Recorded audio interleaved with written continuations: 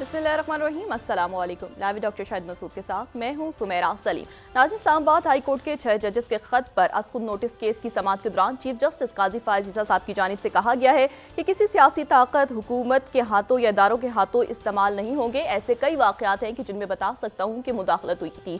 इसके अलावा वज़ीर-ए-आज़म शहबाज शरीफ साहब की जानिब से कहा गया है कि उनका सऊदी अरब का जो दौरा था 3 रोज़ा, वो तारीखी दौरा था और राना सनाउल्लाह साहब को वज़ीर-ए-आज़म का मुशीर बराए सियासी अमूर मुकर्रर करने का फैसला किया गया है। इसके अलावा भी दीगर मौज़ूआत पर आज हम गुफ्तगू करेंगे। स्टूडियो में हमारे साथ मौजूद हैं डॉक्टर शाहिद मसूद। अस्सलाम वालेकुम डॉक्टर साहब। वालेकुम जी, आपको डॉक्टर साहब, आज जो है असखुद नोटिस केस की समाअत के दौरान चीफ जस्टिस काजी फायज साहब की जानिब से कहा गया है कि अगर वाकई इस मसले का हल चाहते हैं तो कानून साजी शुरू करें। कितना ज़रूरी है इस वक्त कानून साजी?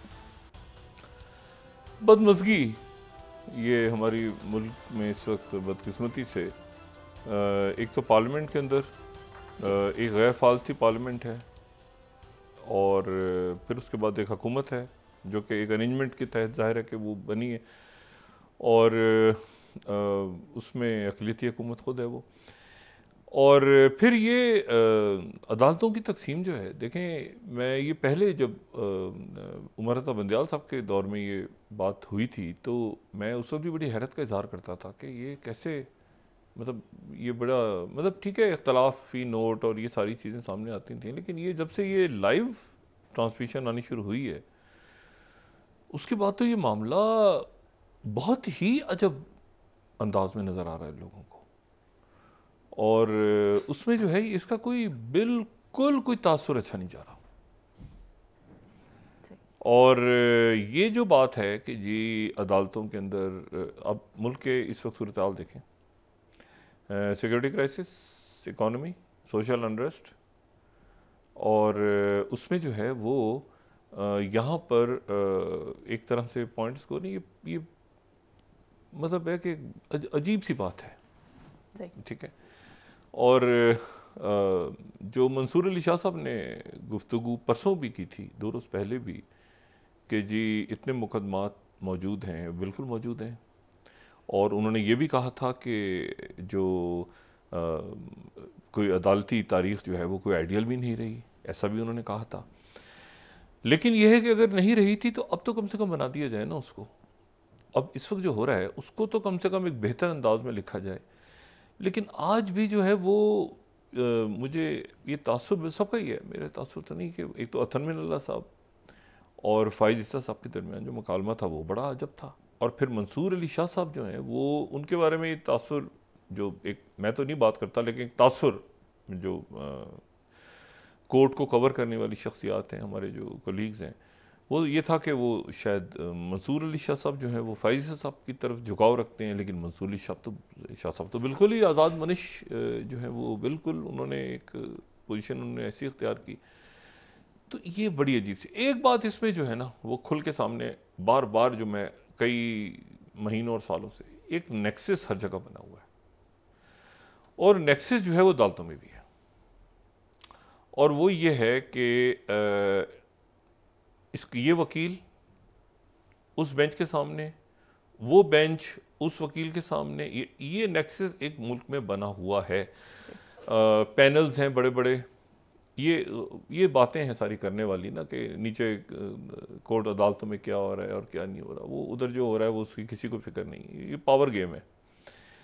इस पावर गेम के अंदर जो है वो जो बड़े वकला हैं वो सारे नहीं लेकिन काफ़ी वकला जो हैं वो एक पूरा असर रखते हैं, वो तारीखें लेते हैं, वो जो है वो अपने बेंचेस बनवाते हैं और मतलब है कि फिर ये जो मंसूर अली शाह साहब ने परसों बात की थी, देखें इसके ऊपर कोई ना कोई रास्ता तो बनना चाहिए ना। उन्होंने कहा कि जो जज काम नहीं करता उसको निकाल दिया, हटा दिया जाए। ये बात बिल्कुल दुरुस्त है। ये बिल्कुल वैसे जैसे बहुत से अदारों में नहीं वो वाइट एलिफेंट्स बैठे हुए, इसी तरह से बेशुमार अदारों में जो है वो आपको ऐसा भी है, उसमें अदालतें भी हैं, उसमें पुलिस में भी रिफॉर्म चाहिए। लेकिन ये कहानी जो है ये भी आगे बढ़ेगी इसलिए कि मियाँ नवाज शरीफ साहब की वापसी हो गई है और राना सनाउल्लाह साहब जो हैं वो मुशीर बराए सियासी अमूर, उनका तकर्रुर हुआ है। अब देखना इसमें यह है, अच्छा अगली जो भी समाअत होगी इसकी अदालत की, उससे पहले पॉलिटिकल जो टेम्परेचर है वो बढ़ेगा और बड़ा शदीद बढ़ने जा रहा है। अच्छा उसमें जो इम्पोर्टेंट बात है, अच्छा एक तो ये कि जो अटॉर्नी जनरल हैं, अटॉर्नी जनरल पाकिस्तान जो हैं, वो बाबर सत्तार साहब के दोस्त हैं बड़े ज़बरदस्त। यानी आज जो वो हुकूमत की तरफ से खड़े तो थे, लेकिन वो दोस्त उनकी जो यानी बड़ी कुर्बत है उनकी बाबर सत्तार साहब से। अब नवाज शरीफ साहब का जो लाहेमल है वो देखना है कि वो क्या होता है, क्योंकि उसकी वजह है, 2-3 वजूहात हैं। एक तो ये कि पंजाब में किसानों का ये एहतजाज जारी है। ये किसानों के एहतजाज को आप ज़रा एक जुमले में मैं समझाता हूँ कि क्या एहतजाज है। हमने बाहर से कोई 70-80 अरब रुपए की गंदम मंगवा ली केयरटेकर हुकूमत दौर में, बाहर से मंगवा ली, और बाहर से मंगवा ली, और यहां पर जो गंदम बनी किसानों की, वो कह रहे हैं कि भाई हमारी गंदम खेतों में सड़ रही है, ये आपने बाहर से एक्स्ट्रा क्यों मंगवा ली है। मतलब इन्होंने अपने मुल्क में जो गंदम थी उस वो मौजूद थी, वो बाहर से एक्स्ट्रा मंगवा ली, और अब गंदम वो किसान जो है वो एहतजाज कर रहे हैं और उनको पकड़ पकड़ के जेलों में डाला जा रहा है। यानी गंदम की किल्लत नहीं है, गंदम इतनी ज्यादा हो गई है बाहर से मंगवा के कि वो यहां का जो किसान है उसकी गंदम ही कोई नहीं खरीद रहा। ये अजीब और गरीब मामला हुआ है,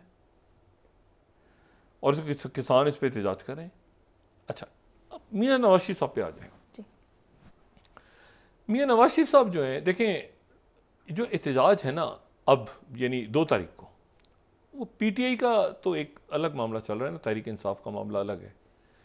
ये जो पहला एहतजाज 2 तारीख को होने जा रहा है, ये होने जा रहा है मौलाना फजलुर रहमान साहब का। फजलुर रहमान साहब जो हैं वो, उन्होंने एयाज सादिक साहब से परसों कहा था असेंबली में कि आप हमारे साथ आ जाएं। मेरा आपको मशवरा है कि नवाज शरीफ साहब हमारे साथ आ जाएं, ठीक है। ये मांगे तांगे जो भी कुछ हुआ है 45-47, वो उनका वही, उन्होंने कहा हमारे साथ आ जाए नवाज शरीफ साहब। अच्छा, नवाज शरीफ साहब जो हैं वो खामोश रहते हैं अमूमन, वो बड़े कम लोगों के साथ शेयर करते हैं अपनी स्ट्रेटजी। अभी तक उनके जो साथी हैं, उनकी जो स्ट्रेटजी सामने आई है वो बड़ी मिक्स है, मिक्स सिग्नल्स आए हैं सामने। मतलब कोई पीटीआई के खिलाफ बोल रहा है, कोई कह रहा है पीटीआई के नहीं, बड़ा ज़बरदस्त मुज़ाहिमत की, बड़ा ज़बरदस्त है और हमसे बातचीत होनी चाहिए, ये होना चाहिए। मौलाना साहब के साथ क्या करेंगे, और अचकज़ई साहब के साथ क्या करेंगे, और अख्तर मेंगल के साथ क्या करेंगे, और जीडीए के साथ क्या करेंगे, पीर साहब पगारा के साथ, और जमात इस्लामी के साथ क्या करेंगे। अच्छा, पीटीआई के साथ सख्त होंगे, इससे ज़्यादा क्या सख्त होंगे। तो टिकटिकियाँ लगाने ही रह गए हैं ना, फांसी लगा दी, और क्या सख्ती तो पहले उन पर आई हुई है। इनके साथ क्या अमल होगा। अचकज़ई साहब हैं, अख्तर मेंगल मतलब पुराने रुफ़का उनके हैं ये, ठीक है ना, मौलाना फजलुर रहमान साहब, ये जमात इस्लामी, तो इनके साथ क्या अमल होगा, इनके साथ क्या तरीका होगा। अच्छा, फिर ये है कि मैंने आपसे ना कि पॉलिटिकल एक्टिविटीज़ आगे, ये अगली समाज से पहले ये एक्टिविटीज़ भी तो शुरू हो रही हैं ना। अच्छा, उसमें जो है वो इसहाक डार साहब आए, और इसहाक डार साहब ज़ाहिर है कि वो अच्छा, ये ख़बर अच्छी आई कि IMF के साथ मामला ताकि बढ़ रहे हैं और मईशत जो है वो इस्तेकाम, लेकिन वो पॉलिटिकल टर्मोइल अपनी जगह मौजूद है। तो अब इसमें लोगों ने बाहर से इन्वेस्टमेंट्स करनी है, लोगों ने पाकिस्तान आना है, SIFC का मामलात हैं, बाहर से दुनिया देख रही है, तब सारा सिलसिला क्या है भाई। माजी में ऐसा होता रहा है, स्टे प्रोजेक्ट्स को, बड़े बड़े प्रोजेक्ट लगे, स्टे मिल गए, तो ये बड़ा इस वक्त मामला एक हसास मामला है, इसमें सियासी सरगर्मियाँ। अच्छा, तहरीक इंसाफ जो है उसका तो एक अलग मामला चल रहा है ना, मुज़ाकरात होंगे नहीं होंगे, होंगे नहीं होंगे, अच्छा करने हैं नहीं करने, करने हैं नहीं करें। अब पता नहीं ये ट्रक की बत्ती के पीछे लगे हुए हैं या तहरीक इंसाफ लगी हुई है या दोनों ने एक दूसरे को लगाया हुआ है, वो उसको छोड़ दें। एक होने जा रहा है एहतजाज। अच्छा, इसमें एहतजाज में ये है कि जिसने बढ़ के थाम लिया वो उसको लीड कर गया इस वक्त। वो मौलाना साहब आ रहे हैं पहले, उसके बाद GDA वो अपनी जगह है, तहरीक इंसाफ अपनी जगह है, और मौलाना फजल देखें उसमें इस्तीफ़ा दे दें। एक राय ये है, एक राय जो है वो ये है कि वो जो है वो सड़कों पे निकलें, एक राय बातचीत, वो बातचीत तो PTI की बातचीत होती है कि नहीं, तो कुछ साइड पे कर देना अब ये है कि ये जो एहतजाज हो रहा है, जो मौलाना फजलुर रहमान अपनी स्ट्रेंथ दिखाते हैं, जाएंगे सिंध में उनकी बड़ी स्ट्रेंथ है, मौलाना फजलुर रहमान साहब की सिंध में, उनकी राशिद सुमरो साहब और बाकी जो उनके कायदीन है, बड़ी स्ट्रेंथ है, और जमात इस्लामी और अचकज़ई साहब। तो मामला ये है कि ऐसे ये पार्लियामेंट में भी और पार्लियामेंट से बाहर भी हैं सारे, मतलब है कि अचकज़ई साहब तो बाहर हैं, लेकिन ये है कि ये अपना एक बड़ा वजन रखते हैं। अब सवाल ये है कि उनके मामला कैसे थे। अब मिसाल के तौर पे अगर पीटीआई का मामला हो रहा है, बातचीत हो रही है, कल देखें ना मौलाना फजलुर रहमान साहब ने क्या बात की असेंबली में, अजीब बात की उन्होंने कहा जी मेरा मशवरा ये है नवाज शरीफ साहब को कि इक़्तिदार पीटीआई के हवाले कर दें, नवाज शरीफ साहब और हमारे साथ आ जाए, यानी वापस पीडीएम 1 पे चले जाएं, पीटीआई को गवर्नमेंट देके वापस सड़कों पे आ जाए हमारे साथ और पीटीआई के खिलाफ। मतलब अजीब सी एक बात। अब ये भी नवाज शरीफ साहब जो बात करेंगे ना, अब वो बात होगी इंपॉर्टेंट कि उनका वो किस तरफ जाते हैं, या वो जाएंगे उन शख्सियात के पीछे जो शख्सियात उनको पसंद नहीं और सिस्टम में बैठी हैं आके, जैसे उनको मतलब वज़ीर ख़जाना नहीं पसंद, ठीक है, ये जिसको फैसल वाडा साहब कहते हैं आज़ाद, 2-3 जो आज़ाद कबीले के लोग हैं वो उनको नहीं पसंद। 3-4 रोज़ रह गए थे, हफ्ता इफ्तिखार चौधरी साहब के जाने में, और इफ्तिखार चौधरी साहब के आखिरी दिन चल रहे थे जब वो चीफ जस्टिस थे, तो एक फ़ैसला आ गया और वो फ़ैसला मियाँ साहब को नागवार गुजरा। इफ्तिखार चौधरी साहब जो हैं उनके कहीं ज़हन में था कि रिटायरमेंट करीब आ रही है तो मियाँ साहब बहुत अच्छा कोई उनके साथ ताल्लुकात अच्छे नौयत पे ख़त्म होंगे। तो मियाँ साहब ने कहीं ये बात की कि यार ये क्या फ़ैसला दिया इसने। अच्छा, इफ्तिखार चौधरी साहब बड़े क्लोज़ रहे मियाँ साहब के, हमेशा क्लोज़ रहे, लेकिन ये हुआ कि वो मियाँ साहब ने कहा कि पूछा अपने किसी साथी से कि इसके जाने में कितने दिन रह गए। उन्होंने कहा तो अभी हफ्ता रह गया। हफ्ता? मियाँ साहब कहते हफ्ता रह गया अभी जाने में। अच्छा, उधर इफ्तिखार चौधरी साहब को इतला हो गई, उधर मजलिस में एक साहब बैठे तो उन्होंने जाके इफ्तिखार चौधरी साहब को बताया कि सर वो मियाँ साहब तो ये कह रहे हैं आपके बारे में। अच्छा, इफ्तिखार चौधरी साहब एक इंतज़ार कर रहे थे कि मियाँ साहब की तरफ से कोई अच्छे संदेशे आएंगे। अब ये हुआ कि उसके बाद वो मतलब मियाँ साहब ने ना इफ्तिखार चौधरी साहब को देखा, ना इफ्तिखार चौधरी साहब ने मियाँ साहब को देखा, बल्कि जब मुशर्रफ साहब ने मुल्क से बाहर जाना था तो उससे पहले इफ्तिखार चौधरी साहब और मुशर्रफ साहब की सुलह हो गई थी। उससे पहले जो हमारी तारीख के खामोश जो अंधेरे हैं ना, उसमें ये कहानी है। और इफ्तिखार चौधरी साहब ने वो जो मुकदमा था बाहर जाने वाला, ये वो मुकदमा जब निसार साहब के साथ मामला हुआ, तो जो कानूनी मामला थे ना, एक मरला तो ऐसा आया, ये मैं आपको एक बड़ी मज़ेदार बात बताऊँ। मियाँ साहब ने कहा कि वो चौधरी साहब ने सारा तय हो गया था ना, बाहर से जहाज़ आ गया था, सब कुछ जाना था। मुशर्रफ साहब ने चौधरी निसार साहब को पता नहीं क्या सूझी, उन्होंने फ़ोन कर लिया कि मियाँ साहब सब कुछ तय हो गया जे, तो मुशर्रफ साहब जा रहे हैं। पंजाबी अगर मैंने सही बोली है, गलत बोली है तो माजरत, सही बोली है तो ठीक है। तो वो कहते हैं कि मियाँ साहब कहते हैं कि जल्दी है। अब निसार साहब कहते हैं जहाज़ आ गया है, वो जाना है मुशर्रफ साहब ने। मैं मरी जा रहा हूँ, ठहर जाओ, अभी बाद में बात करें। उस दिन रात को माहौल इस्लामाबाद का ये था कि मुशर्रफ साहब को जहाज़ में बिठा के बगैर इजाज़त लिए, बगैर कुछ किए उनको यहाँ से मुल्क से भेज दिया जाए, बात ही ना की जाए, पूछा ही ना जाए, मुशर्रफ साहब को भेज दिया जाए। उन्होंने कहा नहीं सर, आइन और कानून है, वो नाके लगे सुबह, ये वो सारा, वो रियासत ने स्ट्राइक बैक किया। अब सवाल ये है कि जो मियां नवाज शरीफ साहब हैं वो इस मरहले पे किसी तासुर था कि वो बड़े सख्त हो जाएंगे पीटीआई के साथ। वो सख्त होने के बाद तो ये 8 फरवरी के नतीजे आए हैं। सख्त होने के नतीजे में मियाँ साहब वही तो उनके लोग कह रहे हैं कि जी ये आखिरी फैसले ऐसे आ गए थे कि हमारे गले पड़ गए, तो और क्या सख्त होंगे, जेलों में पड़े हुए हैं, वो तो बंद हैं सारे उनके। तो ये भी आप देखें, ये जो बात चल रही है ना, बाहर कोई कुछ कहता है, कोई कुछ कहता है, ये सारे फेजेस देखे हुए हैं मियाँ साहब ने, बहुत देखे हुए हैं फेजेस। जब होते हैं ना तो कांटेक्ट नहीं हो रहा, मुख्तलिफ लोग मुख्तलिफ बात कर रहे हैं, वो मियाँ साहब। इम्पॉर्टेंट बात ये है कि मियाँ साहब की जो स्ट्रेटजी है अगली, वो स्ट्रेटजी होगी उन शख्सियात के ख़िलाफ़ जो कि मियाँ साहब समझते हैं कि आज़ाद कबीला है और हमारे ख़िलाफ़ बोलता रहे, हमारे खिलाफ बोलता रहा है मुस्तकिल, हमारे साथ नहीं किया वो, एक उसमें से एक दो पीपल्स पार्टी चले गए, एक दो उधर चले गए, हमारे साथ कोई नहीं आया। आज़ाद कबीले को कहा गया कि नून से दूर रहो। ये देखे ना, ये मियाँ नवाज शरीफ है, ये ध्यान में रखें। वो मियाँ नवाज शरीफ जो है ना, उस एक मिनट ठहर जाओ, वो किधर गए? सरफराज बुगटी, अच्छा उधर पीपल्स पार्टी से बाटा साहब, अच्छा उधर से उधर, अच्छा जाने से पहले मेरे पास, अच्छा हमारी पार्टी, अच्छा ये वो मियाँ साहब की अपनी कैलकुलेशन। तो वो मियाँ साहब की जो वापसी है जी। और मियाँ साहब जब बात करेंगे, ठीक है ना, तो आज नजम सेठी साहब ने भी एक ट्वीट किया हुआ है उस हवाले से कि पीसीबी में क्या हुआ। तो बात ये सारी कि अब देखना ये है कि नवाज शरीफ साहब की हिकमत अमली क्या होती है, और अगली समाज से पहले जो पॉलिटिकल एक्टिविटीज हैं वो किस रुख पे जाती हैं।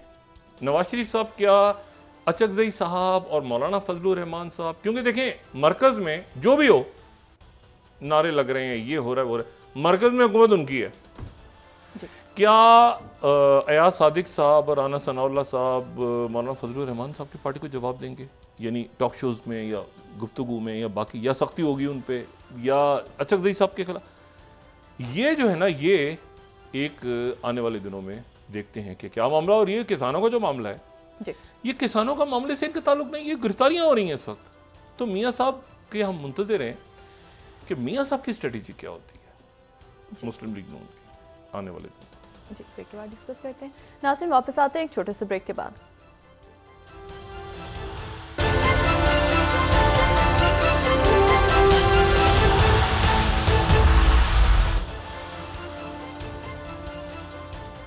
वेलकम बैक नाज़रीन। डॉक्टर अक्सर आप ये कह रहे थे कि आने वाले दिनों में जो फैसले होंगे वो मियां नवाज शरीफ साहब के नवाज शरीफ साहब की हिकमत अमली बड़ी अहम है। देखिए एक और आज वाकया, एक और बात भी तो हुई है जिसको भी नवाज शरीफ साहब बड़े गौर से देख रहे होंगे। मैंने आपसे कहा ना, नवाज शरीफ साहब जो है वो बात कम करते हैं, लेकिन मामलात पे एक अपनी उनका एक जहन अपना है जो शेयर नहीं करते वो बहुत ज्यादा। वो जो शायद अकाना बसी साहब आज रिहा हो गए हैं, बाइज्जत बरी हो गए हैं, और मिफ्ता इस्माइल साहब आज के दिन, इसको भी देख रहे होंगे नवाज शरीफ साहब, इसको भी नवाज शरीफ साहब देख रहे होंगे, इस मामले को भी, कि ये जो तमाम मुकदमात का खात्मा और बरियत हो गई है और ये सारा हो गया है। तो ये जो है ये मैंने आपसे कहा ना कि नवाज शरीफ साहब गहरे गहरे पॉलिटिशियन है। अब देखें कि जैसे राना सनाउल्लाह साहब हैं, उनके बारे में एक तासुर ये है कि वो सख्ती लेकर आएंगे पीटीआई के लिए, लेकिन साथ ही वो ये भी कहते हैं कि भाई हमारा जो बयानिया है वो तो सारा ले गए खान साहब उड़ा के, और इसलिए जो है वो हमें वोट पड़ा या वोट नहीं पड़ा, जो भी हुआ। अब मतलब ये कि वो सख्ती उधर तो छोड़ देना, उधर वो सख्ती करेंगे अदालत से, फैसले कुछ और आ गए तो। और तहरीक इंसाफ इन जजों के अच्छा कोई वापस नहीं आ रहा तहरीक इंसाफ में। पहली बात तो ये है कि किसी शख्स को वापस खान साहब नहीं ले रहे, किसी भी शख्सियत को सही। जो छोड़ के गए उन्हें, उनके बारे में फैसला ये है कि जब खान साहब रिहा होंगे तो रिहा होने के बाद सबको, सबकी एक वो क्या होती है, एक परेड होगी खान साहब के सामने, सबको पेश किया जाएगा, और फिर खान साहब उनसे उनको बिठा के उनसे पूछेंगे कि बच्चू, उस शक्ल देखेंगे उसके ऐसे ऐसे करके, फिर देखेंगे तो क्यों गया था छोड़ के, फिर उसके बाद वापस लेंगे। ये वही तरीका है जो नवाज शरीफ साहब का तरीका दूसरा था। नवाज शरीफ साहब का ये था कि कई ऐसी शख्सियात हैं जो मुशाहिद हुसैन साहब हैं, वो जलावतनी के दिनों में ही राब्ते में थे मियाँ साहब के साथ, और कुछ लोग जो थे वो मुशर्रफ साहब के साथ थे, लेकिन उनका दिल वहीं था। बहरहाल, लेकिन यह है कि असल बात कि मियाँ नवाज शरीफ साहब जो हैं वो, उनकी हिकमत अमली अब क्या होगी, ये एक सवाल है ना। कि देखें हुकूमत उनकी है, खजाना सारा जो है वो, महंगाई, किसान, ये मार्च हो रहे हैं, गिरफ्तारियां हो रही हैं, ये सारे उनके मत्थे। फिर उसके बाद ये पॉलिटिकल मूव, और मैंने कहा ना तहरीक इंसाफ को तो एक तरफ रखे, वो तो अलग है ना, वो तो एक है ही सामने, ठीक है, मगर दूसरे हटके मौलाना फजलुर रहमान, अचकजई साहब, इसका क्या, ये सारा मामला। और फिर अदालतें, अदालतों में जो है सारा सिलसिला, तो नवाज शरीफ साहब इसको भी तो इसको, और फिर अटॉर्नी जनरल उधर है, इस मरले में अटॉर्नी जनरल जो हैं वो तो उन 6 जजों के साथ हैं। ये नवाज शरीफ साहब ने फैसले करने बड़े आम, और साथ ही मैंने आपसे कहा ना कि ये सारा, अब मेरा ख्याल से वो जो ब्रेक ली है उन्होंने, स्ट्रेटेजी अपनी तैयार की है, पूरी तैयार करके वापस आएंगे, और उसके बाद वो इसको देखेंगे कि ये क्या हो रहा है, ठीक है। अच्छा, फिर उसके बाद जो है वो साथ ही ये 24-48 घंटों में तय होना है कि दुनिया किस रुख पे जा रही है, पूरी दुनिया। क्या दुनिया एक आग के दहाने की तरफ, उसमें जहन्नुम में मजीद गिरने जा रही है पूरी दुनिया, या ये है कि कोई बचाने का कोई तरीका है? और वो ये है कि क्या जाहिरियत खत्म होने का मुआहदा तय पाता या नहीं तय पाता। एक दिन और ले लिया है सेक्रेटरी ब्लिंकन ने, और सेक्रेटरी ब्लिंकन जो है वो सऊदी अरेबिया में उनकी मुलाकातें हुई वज़ीर आज़म और वली अहद से, शहजादा मोहम्मद बिन सलमान से, और बाकी जो अरब वहाँ पे वज़राए ख़ारजा थे उनसे भी मुलाकात हुई। लेकिन उन्होंने इसराइल जाना था आज, लेकिन वो इसराइल नहीं गए, वो उर्दन पहुँच गए। और जॉर्डन में उनकी मुलाकात जो है वो ज़ाहिर है कि जॉर्डन के वज़ीर ख़ारजा से भी हुई, और वहाँ पे शाह अब्दुल्ला से भी हुई, और अक़वाम मुत्तहिदा की जो तंजीम गज़ा के अंदर जिसको बैन किया हुआ है उनके लोग भी मिले, और इसराइल ने जिन पे पाबंदी लगाई। और अब आज रात को वो उन्होंने इसराइल जाना है, क्योंकि अच्छा, कल जो है वो हमास का जो डेलीगेशन गया था कायरा, वो काहिरा से चला गया वापस। सारा काहिरा ने बड़ा इंपॉर्टेंट रोल प्ले किया ना। काहिरा ने, कतर पीछे हटा था थोड़ा सा, और इसमें जो है वो काहिरा का इंपॉर्टेंट रोल है। और हमास का जो डेलीगेशन है वो कल जवाब देगा। अच्छा, उसमें जो है मामला ये है कि उसमें 40 दिन की, यानी हमास का स्टांस ये था कि मुस्तकिल जंगबंदी का ऐलान किया जाए। तो अभी जो है वो 40 दिन की जंगबंदी, और उसके में इसराइल ने जो कंसेशन दी है वो ये है कि 33 लोग रिहा होंगे, 33 से 40 लोग। तो 40 दिन की जो है वो जंगबंदी होगी। हर रोज हमास वाले एक बंदा छोड़ेंगे, और हर रोज एक बंदा छोड़ेंगे, और 40 बंदे छोड़ेंगे 40 दिन की जंगबंदी के दौरान। और इस दौरान 1000 फलस्तीनी कैदी रिहा होंगे, यानी 1000 फलस्तीनी कैदी रिहा होंगे। लेकिन हमास का कहना यह है कि इसको मुस्तकिल जंगबंदी में ये 40 दिन तक तो, और इसमें के फौजों का इनखला होगा नहीं होगा, यहां पे मसला अटका होगा। और यहां पर वो इसराइल भी तैयार बैठा है, उनकी तरफ से भी आज वो जंगी काबीना का इजलास होना था, 3 रुकनी काबीना, वो कैंसिल हो गया। वो भी कि जी हम तैयार बैठे हैं और हम अंदर दाखिल हो जाएंगे, ये हो जाएंगे। वारंट जो है उसके ऊपर अभी तक कोई फैसला नहीं किया अमेरिका ने, कि वो जो आलमी अदालत इंसाफ के वारंट्स हैं उसको, बल्कि मैं अभी पॉलिटिको की स्टोरी देख रहा था, ये 10th स्लाइड हम दिखा सकेंगे, अटॉर्नीज अंदर और बाहर बाइडेन इंतजामिया के हैं, वो ये कह रहे हैं कि इसराइल की मदद ही बंद कर दी जाए। जो 10th स्लाइड है, पॉलिटिको को कोट करते हैं, ये ज़बरदस्त उनका एक यहाँ से न्यूज़ आती है। अच्छा, बहरहाल तो ये जो है ये वहाँ पे एक और है। दूसरी बात ये है कि ये जो अमेरिकन कैंपसेस में मुजाहरे हो रहे हैं और जो फैल रहे हैं, अब जो जामियात में फैल रहे हैं, इनको आप हल्का ना लें, ये बहुत ज़्यादा है। ये जो कोलंबिया यूनिवर्सिटी है न्यूयॉर्क की, इसका नाम था पहले किंग्स यूनिवर्सिटी। ये बरतानिया की कॉलोनी था ना, ये इलाका जो है, ये न्यूयॉर्क और ये सारा जो है ये बरतानिया की कॉलोनी है। यहाँ ब्रिटिश थे पहले, अमेरिकन जब रेवोल्यूशन हुआ है तो उसके बाद फिर ये यहाँ से बरतानिया निकला है। तो इसका नाम था किंग्स कॉलेज। ये जो कोलंबिया यूनिवर्सिटी है इसका नाम किंग्स कॉलेज था। और ये जो है ये किंग जॉर्ज ने इसको जो है इसका चार्टर वार्टर साइन किया हुआ था। बहरहाल ये पुरानी हिस्ट्री है, यानी ये अमेरिका का 5वां 6ठा कोई पुराना, सबसे पुरानी दरसगाह है, बड़ा ज़बरदस्त है कोलंबिया। अब वहां पर वो एपिसेंटर बना हुआ है इस वक्त मुजाहिरों का, और वहां पर जो बैनर्स लग गए हैं अब उन पे लिखा हुआ है इंतिफादा, और कब्जा कर लिया स्टूडेंट्स ने। यानी पहले ये था कि गिरफ्तार कर लिया जाए, पकड़ा जाए, अब उन्होंने यूनिवर्सिटीज़ के ऊपर कब्जा हो गया, बंद कर लिए अंदर से लॉक करके, और उन्होंने बाहर जो है वो इंतिफादा के नाम से उन्होंने बैनर्स लगाने शुरू कर दिए। ये जो है मैंने आपसे कल भी बात की थी कि अभी पॉलिटिकल जो टर्मोइल है वो पॉलिटिकल पोलराइजेशन और टर्मोइल ने आना है, और वो आएगा उस वक्त जब ट्रंप और बाइडेन, ये उससे पहले ही अमेरिकन सोसाइटी एक ह्यूमन राइट्स के मामले पे तकसीम हो गई है। और अमेरिका अफोर्ड ही नहीं कर सकता कि उनकी जो जामियात हैं, उनकी जो यूनिवर्सिटीज़ हैं, जो पहले ही क्राइसिस का शिकार हैं, ये ख़ास तौर पे कोविड आने के बाद।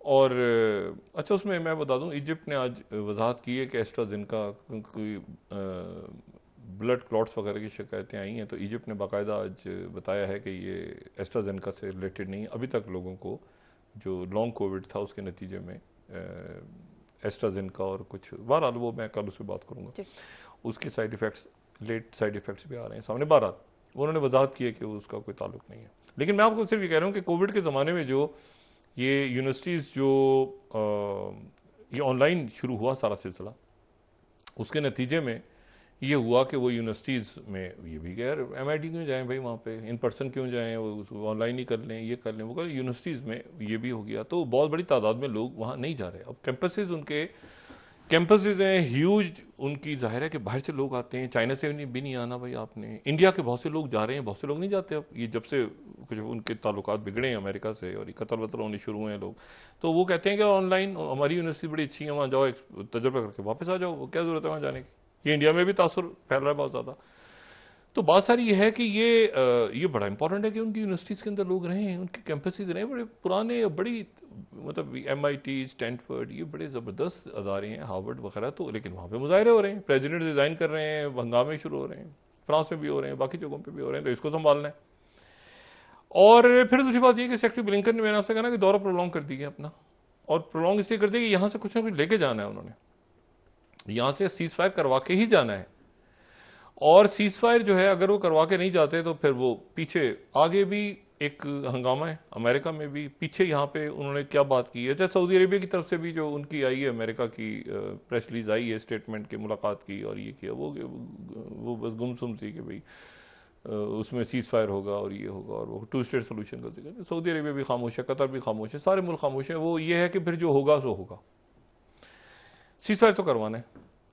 पहली दफ़ा चाइना ने इस बात को आज ऑफिशियली ये बात की है चाइना ने। ये मैंने बात आपसे पहले भी की थी कि सेक्रेटरी ब्लिंकन और का जो दौरा है चाइना का, जो अलामिया आया था, उसमें बहुत ज़्यादा मिडल ईस्ट डिस्कस नहीं हुआ था, लेकिन मिडल ईस्ट डिस्कस हुआ था। चाइना का बड़ा इसमें इम्पोर्टेंट रोल है इस वक्त पूरी सूरत हाल में। तो मैं CGTN को कोट कर रहा हूँ, चाइना के ने आज ये कहा है कि हाँ, चंद रोज़ पहले, अभी 1-2 रोज़ पहले हमारे यहाँ, ये 7वीं स्लाइड है, उन्होंने कहा हमास और फतह की टॉक्स जो है वो बीजिंग में बड़ी कामयाब रहीं, बहुत अच्छी रहीं, और अगले स्टेप्स के ऊपर हमने डिस्कस किया। यानी चाइना ने जो है वो, ये वही बात जो पेरिस एग्रीमेंट वाली बात थी ना, दरमियान में ख़राब हो गई थी कि जी वो जो फतह ने कहा था कि नहीं हम फ़लस्तीनी अथॉरिटी को, अमेरिकन ईजी फील करते हैं ज़्यादा फ़लस्तीनी अथॉरिटी के साथ, तो हमास को फतह को दोनों को बुला के उन्होंने वही पेरिस एग्रीमेंट के ऊपर बात की कि आप जो हैं वो यहाँ पे PLO के तहत ही बात होगी और आपस के इख्तलाफात खत्म करें और जो भी सेटअप आगे बनेगा वो आप दोनों का। तो इसका मतलब ये है कि सेक्रेटरी ब्लिंकन कुछ कहना में भी बात करके आए हैं ना कि भाई आप इनको समझाएं, तो चाइना को हम इनको बिठा लेते हैं, कोई इश्यू नहीं है, आप जाके वहाँ पे जंगबंदी करवाएं, सीज फायर करवाएं, फिर उसके बाद ये बात हुई होगी। और ये बात हुई होगी वर्ल्ड इकोनॉमिक फोरम में, क्योंकि मैंने आपसे कहा ना कि इस पे सारे अरब ममालिक जो हैं वो, अब वो जो प्रेसिडेंट बाइडेन कह रहे हैं कि हमने बहुत ज्यादा कंसेशंस दे दी हैं हमास को, वो कंसेशंस ये दिए हैं कि यहां पर जो है वो मतलब है, आप सोचें ना कि 33 से 40 के बदले 1000 बंदा छोड़ना है। हमास का नुक्ता नजर ये है कि ये 40 दिन की जंगबंदी जो है, इसका दूसरा स्टेज, इसकी दूसरी स्टेज क्या होगी। अब यहां पर जो है वो कुछ अरब जराए ये कह रहे हैं कि जी इसकी दूसरी जंगबंदी भी डिसाइड हो जाएगी, लेकिन वो ये होगी कि भाई पहले फेज के अंदर जो है वो यरगमाली 40 दिन तक एक एक करके रिहा होते रहेंगे। वो हमास वाले कह रहे हैं कि इसराइली फौज बैठी रहेगी क्या यहाँ पे, बस हम उनके सामने जाहिर हमारे लोग निकल के आएंगे, तो वो तो उनको तो बाहर निकालो कम से कम। तो अब ये किस तरह से होता है, क्योंकि इस जंगबंदी के दौरान उन्होंने ये भी गारंटी दी है कि हम सर्वेलेंस नहीं करेंगे, हमारी फौज जो है वो कोई कार्रवाई नहीं करेगी, लेकिन बैठी भी रहेगी और शुमाल से जनूब की तरफ आज़ादी से जा भी सकेंगे लोग, एड भी खुल जाएगी, सारी दुनिया को आने की इजाज़त होगी है वो। तो हमास इस वक्त देख रही है कि इसको कबूल किया जाए, और इसी दौरान फिर अगर ये मामला चल गया, ये सारे लोग, सारे तो नहीं रिहा हो रहे हैं ना, 150 के करीब हैं, उनके बाद 40 लोग ही छोड़ने, वो कहते 40 दिन के बाद जो है और अभी खवातीन को छोड़ रहे हैं सिर्फ, खवातीन और ज़्यादा उम्र के लोग, और एक के बदले वो वहाँ से रिहा करवा रहे हैं। आप देखें 40 हैं तो ये तो एक के बदले 10 भी नहीं, ये तो 1000 बंदा रिहा हो रहा है वहाँ से, 1000 बंदा रिहा करवा रहे हैं वो, 40 के बदले 1000 बंदा, तो बाकी तो वो उनके पास ही रहेंगे। अब हमास वाले इसके ऊपर जो है वो देख रहे हैं कि अच्छा इसमें इस स्टेज के ऊपर अगर हम इसको एक्सेप्ट कर लें, जंग बंदी हो जाए टोटल और एयर सर्वेलेंस भी बंद हो जाए और दुनिया आ जाए अंदर इमदाद करने के लिए, और फिर उसके दौरान जो है वो दूसरा मरहला यानी 2 स्टेट सोल्यूशन और सीज फायर और ये और वो सारा, और दरमियान में तो हम तो तैयार बैठे हैं कि भाई अगर किसी वक्त भी इसराइल को छेड़खानी करता है तो फिर जंग शुरू दोबारा, उधर से हिजबुल्लाह, उधर से ये, उधर से वो, उधर से अरब। हुतीज ने 4 जो है वो जहाज़ों को निशाना बनाया 24 घंटों में। हुतीज अपनी जगह लगे हुए हैं, 4 जहाज़ों को उन्होंने फिर निशाना बनाया। एक पुर्तगाल का जहाज़ था उसको निशाना बनाया, फिर एक माल्टा का जहाज़ था उसको निशाना बनाया, फिर ये वो हुतीज अपनी जगह है। तो इसको अब अगर कहीं सुकून के साथ आगे लेके जाना है, अच्छा रशिया ने वो 4 ड्रोन गिरा दिए हैं जो टेक्टिकल मिसाइल्स थे, अब वो पता नहीं अभी दिए थे अमेरिका ने, सितंबर में दिए थे, क्या दिए थे, वो गिरा दिए रशिया ने इन्हीं दिनों में। वो यूक्रेन को भूला हुआ है, सब भूले हुए हैं। अभी एड देने का फौरन मतलब ये तो नहीं है ना कि फौरी तौर पे वहाँ पे सारा हथियार पहुँच जाएगा। तो ये है कि वो यूक्रेन लड़ रहा है, ठीक है ना, लेकिन ये कि तवज्जो सारी यहाँ पे है। तो इसमें अब यह है कि मेरा ख्याल है कि सेक्रेटरी ब्लिंकन जो है वो यानी अभी इसको 50-50 भी नहीं कहा जा सकता, इसको समझें कि 60-40 कर लें, इस बात की उम्मीद कि जो है वो ये जाहिरियत रुक जाएगी। कल हमास जवाब देगी इसका, और कल हमास ने अगर इसको मान लिया इस बात को कि ठीक है, अच्छा ये बिल्कुल अब इसके ऊपर किसी किस्म की कोई लचक नहीं होगी इसके ऊपर, क्योंकि जो नेतन्याहू हैं, नेतन्याहू जो हैं उन्होंने भी अपने वो राइट विंगर्स वगैरह खड़े कर लिए हैं कि ठीक है, मतलब मुझे धक्का दो, मुझे धक्का दो, मुझे, तो वो भी सारे खड़े हैं। हुकूमत उनकी जो है वो राइट विंगर्स, इंतहा पसंद हुकूमत। तो अब उसमें यह है कि उसमें पहले मरहले का अगर ऐलान हो जाता है तो उसमें हमास को ये फ़ायदा होगा, और इसराइल जो है वो 1000 कैदी छोड़ेगा और वहाँ से सिर्फ 40 रहे होंगे, 33 से 40, अब फिगर दरमियान में रखें आप।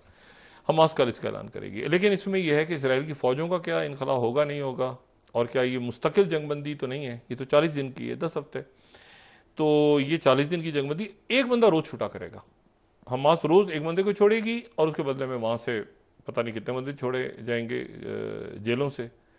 तो ये 40 दिन तक अगले जो है ये एक सिलसिला जारी रहेगा, और इसमें जो है वो अब ये कल मेरा ख्याल से इसका ऐलान हो जाएगा, कल इसका ऐलान होगा। और तभी जो सेक्रेटरी ब्लिंकन है वो सऊदी अरेबिया से उन्होंने इसराइल जाना था, लेकिन आज का दिन उन्होंने कहा कि ये अभी हमास वाले, अच्छा हमास वाले भी उन्होंने कहा अभी नहीं, अभी एक दिन हमें और लगेगा ज़रा सोचने में।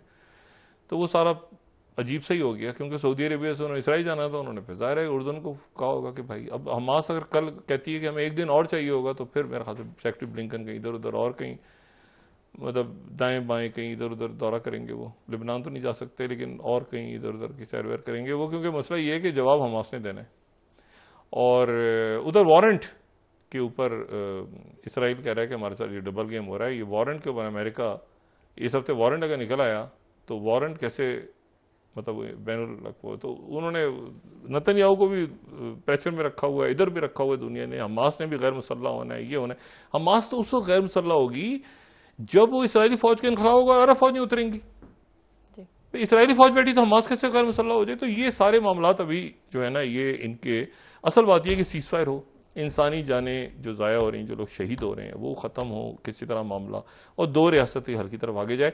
कल इसका ऐलान हमास की तरफ से कहा गया है कि कल हम शाम तक इसका ऐलान कर देंगे कि क्या ये हमें मंजूर है मुआहदा या मंजूर नहीं है। मंजूर नहीं है तो रफ़ा ऑपरेशन शुरू हो जाएगा, रफ़ा में फ़ौजें उतरेंगी और एक बड़ी जंग की तरफ दुनिया चली जाएगी। और अगर ये मान लिया हमास ने तो फिर इसका मतलब है कि जंगबंदी हो गई, और फिर जंगबंदी के दौरान फिर सेकंड जो मराहिल हैं मुज़ाकरात के, कितने लोग कैसे क्या 2 रियासती हल, ये वो सारा वो आगे मामला बढ़ेगा। तो फैसला जो है वो सारा का सारा जो है वो हमास के हाथों में। देखना ये है कि हमास क्या फैसला करती है। गालिब इम्कान हैं कि हमास एक्सेप्ट कर लेगी, लेकिन यह है कि याहिया सिनवर एक हमास में ये भी बात की जा रही है कि जो, लेकिन जाहिर है कि चाइना अगर दरमियान में आ गया और बात यहाँ तक बढ़ी हुई है तो फिर वो मेरे ख्याल से हमास की लीडरशिप भी मानेगी ही इसको। अरब ममालिक भी सारे मान चुके हैं इसको।